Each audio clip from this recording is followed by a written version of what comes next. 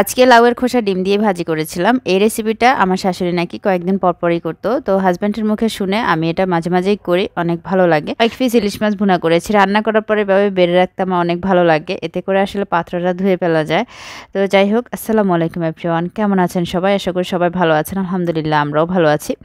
আজকে তাসকিনের আব্বুকে সাথে নিয়ে চা খাবো। এই কাপগুলো কিছুদিন আগে কিনা হয়েছিল, এর আগে আমি মাটির কাপে কখনোই চা খাইনি। তো ভাবলাম দুজনে মিলে সকাল সকাল একটু চা খাই, তো বানিয়ে নিয়েছি। আসলে মগটাতে চাটা বেশি হয়ে গেছে, যাই হোক দুধ চিনি দিয়ে চাটা বানিয়ে নিলাম।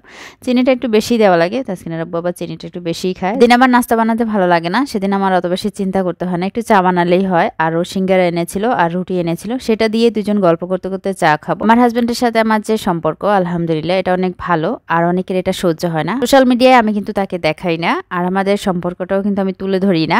কারণ হচ্ছে আমার পরিচিত কিছু মানুষ আছে, তারা তো আসলে সারাদিন জামাইয়ের সাথে ক্যাডার ক্যাডার ফেডার ফেডার করে, একটু ভালো আছি, ভালো খাচ্ছি, ভালো চলতেছি, এগুলো ভিডিওতে দেখে দেখে জ্বলে, আর সেজন্য আসলে কোনো কিছু শেয়ার করা হয় না। এই যে ভিডিও করি, আমার হাজব্যান্ডের কোনো সমস্যা নেই, কিন্তু আমার আত্মীয়ের ভিতরে এমন এমন মানুষ আছে যারা আসলে আমার ভিডিও করা দেখলে তাদের চুলকানে উঠে যায়। আমার সামনে এমনও বলতে আমি শুনেছি যে এখন বুঝি এগুলো শুরু করছেন। আসলে আমি তখন মুখের উপর কিছুই বলতে পারি না, শুধু আমার মনে মনে বলতে ইচ্ছে হয়, আগে আমি কি করতাম, আগে কি কোনো চাকরি করতাম নাকি কোনো চুরি ডাকাতি করতাম যে এখন নতুন করে আমি ভিডিও করতেছি। এটা কথা আমার মাথায় আসে না। আমি যে ভিডিও করতেছি এখানে তো আমি কোনো টাকা ইনভেস্ট করতেছি না, আর সবচেয়ে বড় কথা এটা আমার ভালো লাগা।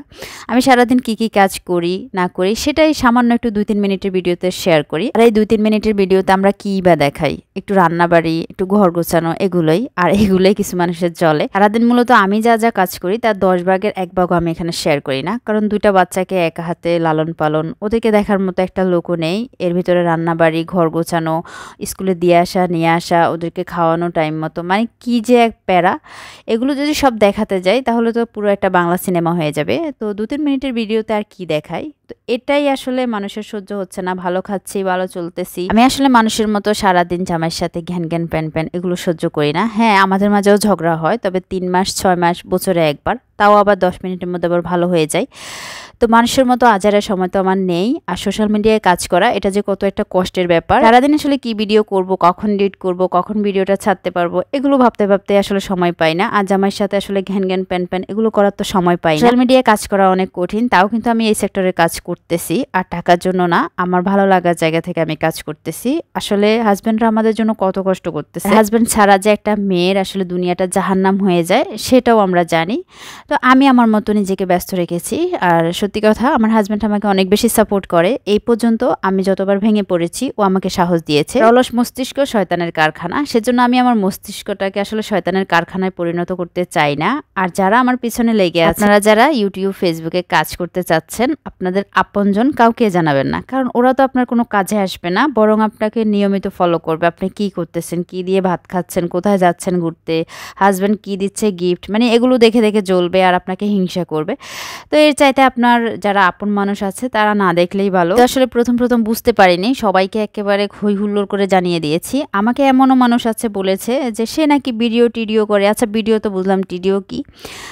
যাই হোক, এটা নিয়ে আর না ভাবে আমি আসলে এগুলো পাত্তা দেই না। মানুষ যদি মানুষের পিছনে না লাগে তাহলে কার পিছনে লাগবে? গরু ছাগলের পিছনে, আর তাদের পিছনে লেগে তো লাভ নেই, এটা উষ্টা ছাড়া আর কিছুই পাবে না। যাই হোক, এখানে আমি মশলা কষাচ্ছি। আর আজকে কি কি রান্না করতেছি কিছুই বললাম না। স্কিনের আব্বুকে বলছে একটা ইলিশ মাছ আনতে, সে আবার রূপচাঁদা মাছ পছন্দ করে। তো আমার তো ইলিশ মাছ ভালো লাগে, চিংড়ি মাছও ভালো লাগে, কিন্তু চিংড়ি মাছের দাম বেশি, তো সেজন্য বলছে একটা ইলিশ মাছ আনতে। কিন্তু এই ছোট একটা ইলিশ মাছ 850 টাকা দিয়ে এনেছে। এটা শুনেই আমার আসলে খাওয়ার আগ্রহ কমে গেছে।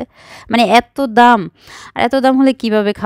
যাই হোক, আজকেই লাস্ট, আমি বলছি আর আনার দরকার নেই। এত দামি মাছ আসলে আমার গলা দিয়ে নামতে চায় না। আসলে 1 কেজিও হয়নি, এই মাছের কেজি নাকি 1300 টাকা। তো এত দামি মাছ আসলে ভালো লাগে না। 250-300 টাকার মাছই আমাদের জন্য ঠিক আছে। এখানে কয়েক পিস একটু ভুনা করে নিয়েছি। সেটা এনেই আমাকে বলছে তোমার যেভাবে খুশি সেভাবে খাও, আমার যেটা পছন্দ সেটাও আবার একটু কম খায়। ও বলে ও নাকি অপছন্দ। যাই হোক, আমি তো বুঝতে পারি। মাছটার সাথে একটু ডিমও পেয়েছি, আর ডিমটা খেতে কি যে ভালো হয়েছে। হ্যাঁ, যাই হোক, আজকের মাছটার গ্রান এত বেশি সুন্দর, আর এই জন্যই মনে হয় দামটা একটু বেশি নিয়েছে। আর জিনিস যেটা ভালো, দাম তার একটু বেশি তো হবেই। এ আর নতুন কি? এখানে আমি শাক রান্না করতেছি পাঙ্কাশ মাছ দিয়ে। তো এই মাছ দিয়ে আসলে শাকটা অনেক বেশি ভালো লাগে। আমি আমার জন্য একটা করলা রান্না করতেছি। ইদানিং তাসকিনার আব্বু করলাটা খুব পছন্দ করতেছে। যাই হোক, একটু আলু বেশি করে এরপরে করলাটা রান্না করতেছি। আমার অনেক পছন্দের একটা তরকারি, একটু মাখা মাখা ঝোল করবো আর কি। তো আজকে আসলে আবেগে অনেক কথাই বলে ফেলছি, আসলে এগুলো সত্যি কথা। আমরা যারা আসলে সোশ্যাল মিডিয়ায় অ্যাক্টিভ আছি তাদের তো পরিবারের এর কথা ওর কথা ভাবার তো সময় নেই। একটু যদি সময় পাই তাহলে ভিডিও কালকে কি দিব, কি দিয়ে ভিডিও করলে ভালো হবে বা ভিডিও নিয়ে আসলে ভাবি। এত এর পিছনে ওর পিছনে লাগার ওইরকম বাড়তি সময় আমরা পাই না। তো এখানে হচ্ছে লাউয়ের খোসা ভাজি করতেছি। এখানে সব মশলা দিয়ে আমি একটা ডিম দিয়ে দিব। এই রান্নাটা আসলে ও অনেক বেশি পছন্দ করে, সেজন্য মাঝে মাঝেই করি। কচি লাউ যেগুলো হয় সেগুলো করি আর কি, একটু যেগুলো বয়স্ক হয়ে যায় সেগুলো আবার নেই না। তো এখানে একটা ডিম ভেঙে দেবো। এভাবে করে কিন্তু লাউয়ের খোসা ভাজি করলে অনেক মজা হয়, বিশেষ করে গরম গরম ভাতের সাথে। আজকে মোটামুটি অনেকগুলো তরকারি রান্না করছি, এগুলো আসলে কখন শেষ হবে আল্লাহই জানে। যাই হোক, কী কী রান্না করেছি এখন আপনাদের সাথে শেয়ার করি। এই যে করলার তরকারিটা হয়ে গেছে, এর পরবর্তীতে শাকটাও হয়ে গেছে, শাকটা অনেক বেশি মজার হয়েছিল। আর ইলিশ মাছ ভুনা করেছি আর লাউয়ের খোসা ভাজি। আজকে ভিডিওটি কেমন লেগেছে অবশ্যই কমেন্ট করে জানাবেন। সবাই ভালো থাকবেন, দেখা হবে অন্য কোনো দিন নতুন একটি ব্লগে। Thanks for watching. আল্লাহ হাফেজ, আসসালামু আলাইকুম।